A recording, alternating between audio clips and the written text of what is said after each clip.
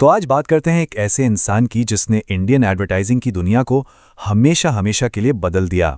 एक ऐसा नाम जिसने इंडिया को सही मायनों में कूल बनाया, पीयूष पांडे। चलिए इस सवाल से ही शुरू करते हैं। आखिर ऐसा क्या हुआ कि एक पूरी की पूरी इंडस्ट्री ने एक बिल्कुल नई जुबान बोलना सीख लिया?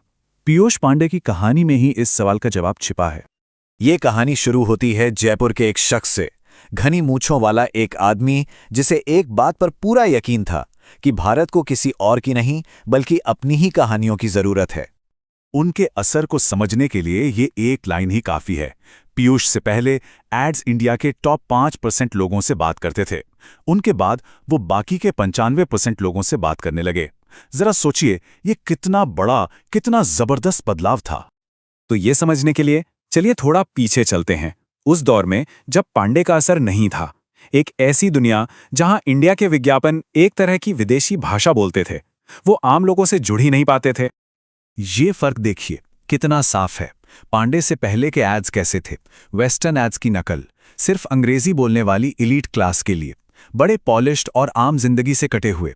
और पांडे का असर, एड्स एकदम असली, एकदम इंडियन बन गए। आम बोलचाल की देसी भाषा का इस्तेमाल होने लगा और सबसे जरूरी बात, वो लोगों से इमोशनली जुड़ने लगे। तो सवाल ये उठता है कि उन्होंने ये सब किया कैसे? इसका जवाब छिपा है उनकी सोच में, उनकी फिलॉसफी में। चलिए पांडे के उस नजरिए को समझते हैं जिसने उनके हर काम को एक दिशा दी। बात यह थी कि उन्होंने भारत को कभी डेटा, नंबर्स और एल्गोरिदम्स के चश्मे से नहीं देखा। नहीं, उन्होंने इसे देखा एक ट्रेन की खिड़की से। अपने शुरुआती दिनों में वो क्रिकेट खेलने के लिए पूरे देश में घूमते थे। वही उनका असली रिसर्च था। लोगों से मिलना जुलना, उनकी बातें, उनकी भाषा, उनकी जिंदगी को करीब से देखना। उनकी ये बात उनकी पूरी सोच को बयां करती है। असली रिसर्च वो है जहां आप अपना बैग पैक करते हैं, अपने कंफर्ट जोन से बाहर निकलते हैं और सड़क किनारे रुककर लोगों को देखते सुनते हैं। उनका भरोसा किताबी ज्ञान पर नहीं बल्कि जिंदगी के तजर्बे पर था। उन्होंने एडवर्टाइजिंग के एक बहुत बड़े ग्लोबल कॉन्सेप्ट, डेविड ओगिलवी के बिग आइडिया को उठाया और उससे एक बिल्कुल देसी रूप दे दिया। उन्होंने उसमें मिलाई भारतीय असलियत, इमोशंस और जबरदस्त ह्यूमर। अब आते हैं उनके कुछ सबसे यादगार कैंपेन्स पर। ये सिर्फ एड्स नहीं थे दोस्त, ये वो कहानियां थीं जिन्होंने देश के बड़े बड़े ब्रांड्स बनाए और देखते ही देखते हमारे कल्चर का हिस्सा बन गए। फेविकॉल की ये टैगलाइन, अरे कौन भूल सकता है इसे? ये फेविकॉल का जोड़ है, टूटेगा नहीं। एक मामूली से एडहेसिव को एक ऐसी लाइन दे दी जो आज तक लोगों की जुबान पर है। इन एड्स ने क्या किया? एक चिपकाने वाली चीज को कल्चरल आइकॉन बना दिया।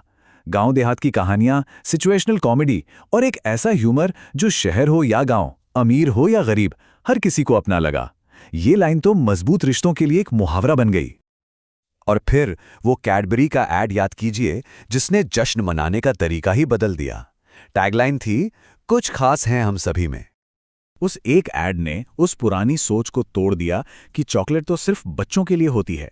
क्रिकेट पिच पर वो बेफिक्र होकर नाचती हुई लड़की, उसने बड़ों के लिए जश्न को एक नई बिंदास खुशी से भर दिया। और बस कैडबरी हर उम्र के सेलिब्रेशन का सिंबल बन गया। लेकिन उनका असर सिर्फ प्रोडक्ट्स बेचने तक ही नहीं था।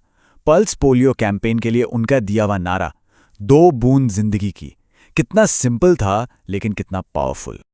और इस कैंपेन का नतीजा, साल 2014 में भारत को पोलियो मुक्त घोषित कर दिया गया। ये इस बात का सबसे बड़ा सबूत है कि पांडे के काम ने देश बदला, जिंदगियां बचाईं। तो अब बात करते हैं उनकी उस विरासत की जो शायद फेविकोल के जोड़ से भी ज्यादा मजबूत है। वो शख्स जिसने भारत के क्रिएटिव कॉन्फिडेंस को बनाया। उनके करियर पर एक नज़र डालिए।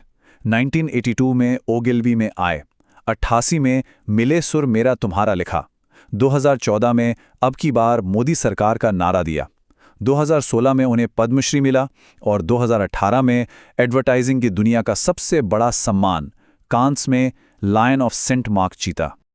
तो उनकी विरासत क्या है? उन्होंने इंडियन एडवर्टाइजिंग को उसकी अपनी एक असली आवाज दी। उन्होंने आम बोलचाल की भाषा को क्लासी और देसी को कूल बनाया। उन्होंने टैलेंट की पूरी एक पीढ़ी को मेंटोर किया। और सबसे बढ़कर उन्होंने ये साबित कर दिया कि हमारी अपनी कहानियां दुनिया के किसी भी मंच पर छा जाने के लिए काफी हैं। तो आखिर में सवाल यही है, आखिर कैसे कोई एक इंसान एक पूरे देश की आवाज को बदल सकता है? पीयूष पांडे की कहानी शायद इसी का सबसे बेहतरीन जवाब है।